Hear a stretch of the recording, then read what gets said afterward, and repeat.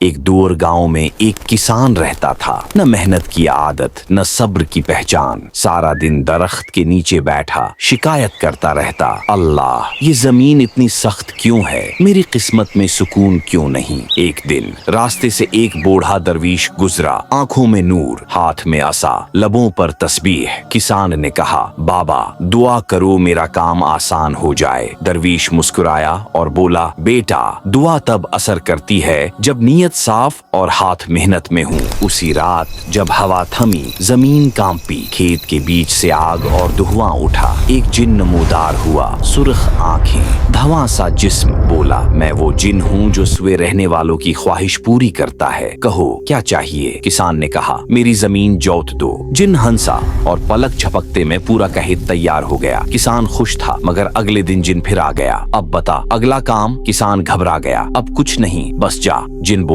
काम दे, अगर काम ना दिया तो मैं तुझे खा जाऊंगा। किसान दौड़ता हुआ घर आया। बीवी ने पूछा, क्या हुआ?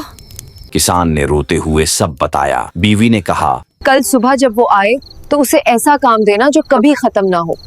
ठीक है, मैं समझ गया।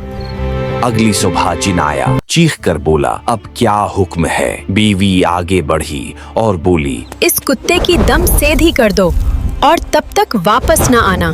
जिन ने दुम पकड़ी, वो मुड़ गई, फिर पकड़ी, फिर मुड़ गई। आखिर वो चीखा, ये मुमकिन नहीं, और धुएं में गायब हो गया। शाम को दरवीश वापस आए। किसान ने सारा वाकया सुनाया। दरवीश मुस्कुराया, देख बेटा, जिन कभी मुतमईन नहीं होता। जो इंसान मेहनत छोड़ दे उसका दिमाग भी जिन बन जाता है। अगली सुबह सूरज निकला, हवा खुशबू से भरी थी। किसान अपने हाथों से जमीन जोतने लगा। चेहरे पर सुकून, दिल में शुक्र, और आसमान से आवाज आई, अल्लाह उनकी मदद करता है जो खुद मदद करना चाहते हैं। सबक, बगैर मेहनत के यहाँ कुछ भी नहीं मिलता।